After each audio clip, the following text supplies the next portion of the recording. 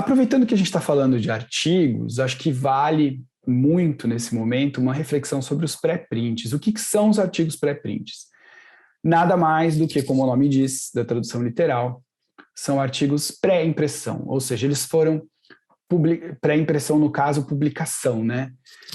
Eles foram publicados ou expostos em repositórios online antes de serem submetidos aos processos que validam a publicação científica, principalmente a revisão pelos pares, né, o chamado peer review.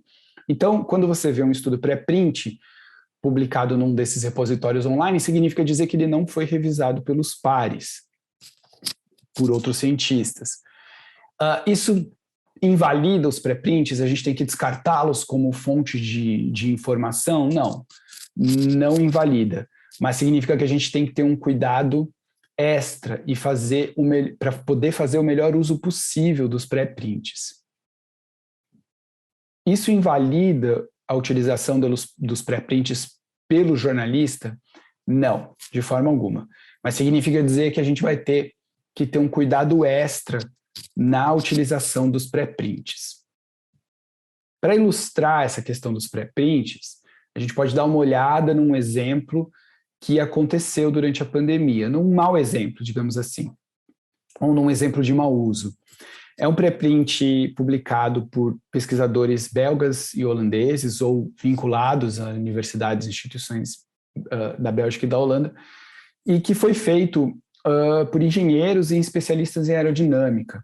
Não foi feito por infectologistas, virologistas e especialistas na área da saúde, principalmente em áreas relacionadas à pandemia. E esse paper pré-print, né, esse estudo pré-print, gerou muita mobilização nas redes, saiu em vários veículos de imprensa do Brasil e do mundo.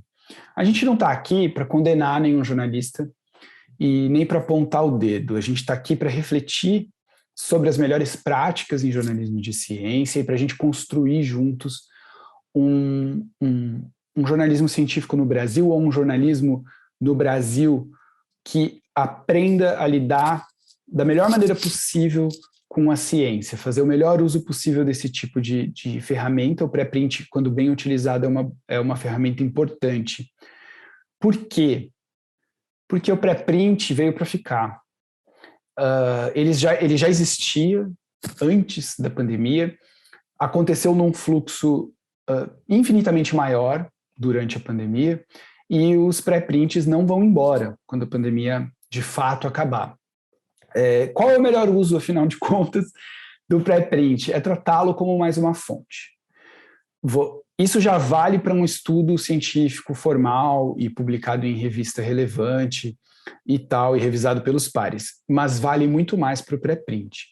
Se chegar até você um pré-print que você considera importante para a sua apuração, olhe com uma desconfiança maior, entreviste especialistas da área, questione os autores sobre a metodologia, dê uma olhada na formação dos autores para ver se eles são especialistas naquele assunto. Então, tome todos os cuidados e encare como mais uma fonte. Você não vai fazer uma reportagem baseada em uma fonte só.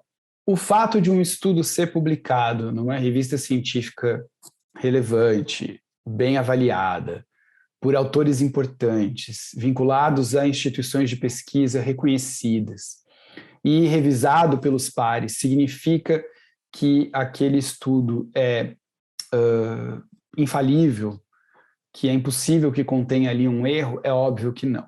Cientistas são humanos e cometem erros. Quando o erro é considerável, digamos assim, pode ocorrer uma retratação.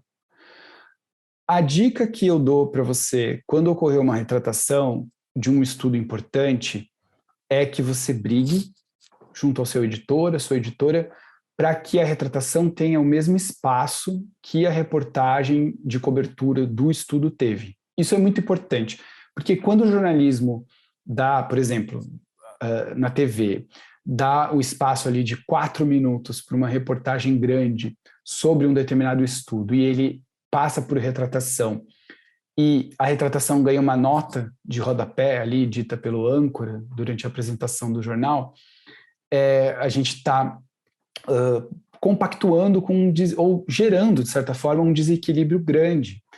E isso impacta o público. Então, é importante que a gente vá aos poucos desenvolvendo essa cultura no Brasil de cobertura da retratação de estudos relevantes. Já acontece, é claro, os principais jornais já fazem isso, mas não sempre. Isso precisa acontecer com uma frequência maior. Outra reflexão importante para a nossa aula inaugural é sobre as diferenças entre comunicação, divulgação da ciência e jornalismo. Isso é muito importante, porque a ética da comunicação entre essas duas áreas é diferente. É fundamental que a gente reflita e compreenda o papel do jornalismo e do jornalista perante o cientista. Ao longo da pandemia, por tudo que tem acontecido no Brasil, mas eu tenho certeza que essa reflexão vale para outros países, pelo contexto político no Brasil, os cientistas foram, de certa maneira, elevados a uma posição de enaltecimento, justamente pelo negacionismo praticado pelo governo brasileiro, pelo combate do governo brasileiro às medidas sanitárias baseadas em ciência, e que precisavam ser tomadas num tempo rápido e não foram. Por tudo isso que aconteceu no Brasil, os cientistas passaram a comunicar diretamente o seu conhecimento, as suas preocupações, as suas recomendações.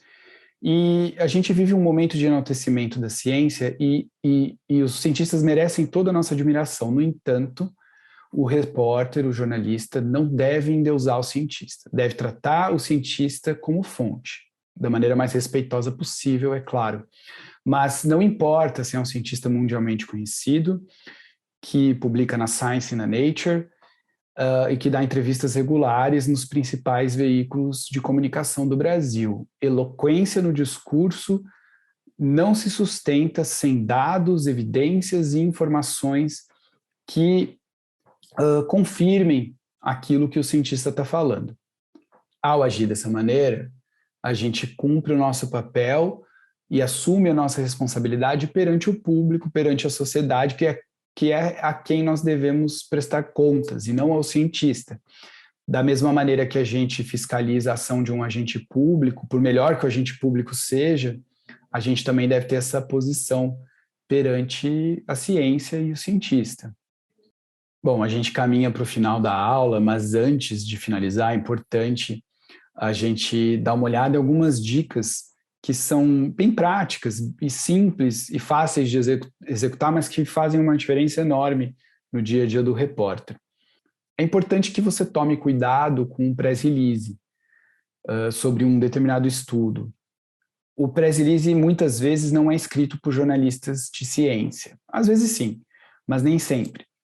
E acaba enaltecendo, mesmo quando escrito por jornalistas de ciência, pode acabar enaltecendo alguns aspectos do estudo em detrimento de outros. Então, não construa reportagens baseado em press release. Vá ao estudo, e uma vez no estudo, comece pela conclusão. Importante também ler a introdução.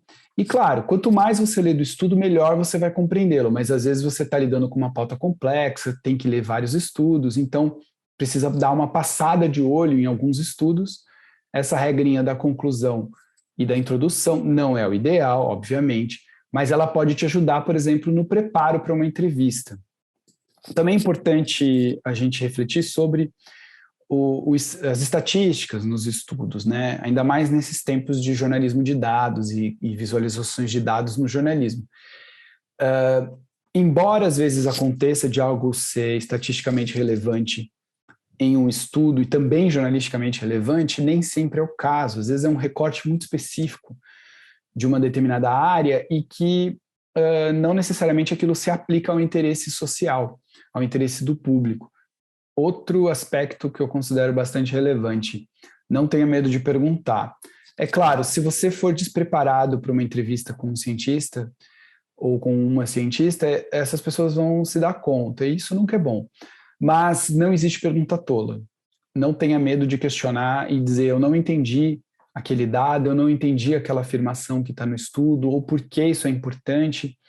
É muito importante que você dissolva suas dúvidas para repassar a informação, para transmitir a informação da maneira adequada. Essa última dica é extremamente valiosa e sugiro que você aplique-a sempre na sua prática do jornalismo de ciência. Não deixe de entrevistar especialistas que sejam de fato especialistas naquele determinado assunto e que não sejam autores do paper que você tem em mãos na apuração da sua reportagem. Isso é muito importante porque não é incomum repórteres de ciência que estejam presentes aqui no curso podem compartilhar histórias em que você conversa com uma fonte, um especialista, não autor, e ele aponta que aquele estudo tem problemas, que aquele estudo está chegando a uma conclusão que é extremamente questionável por tais razões. E aí, se você vai conversar com uma segunda fonte, com essas mesmas características, reconhecidamente um especialista na área, e ele fala a mesma coisa, ele ou ela, aí você tem que ficar bastante atento para ver se não é o caso de derrubar a pauta, ou de não basear a sua pauta naquele determinado estudo. Se você quiser ser extremamente cuidadoso, cheque com uma terceira fonte independente, ou ainda você tem a opção de levar isso ao conhecimento da principal autora, do principal autor do estudo, e ouvir o que o cientista tem a dizer. É claro que, nesse caso, você deve se preparar, porque nem sempre os autores reagem da melhor maneira às críticas que podem ser bem intensas na ciência. Bom, a gente vai chegando ao final da primeira aula. Se você seguir essas dicas, sugestões e reflexões sobre a prática do jornalismo científico, eu tenho certeza que você vai sentir o efeito disso no seu trabalho.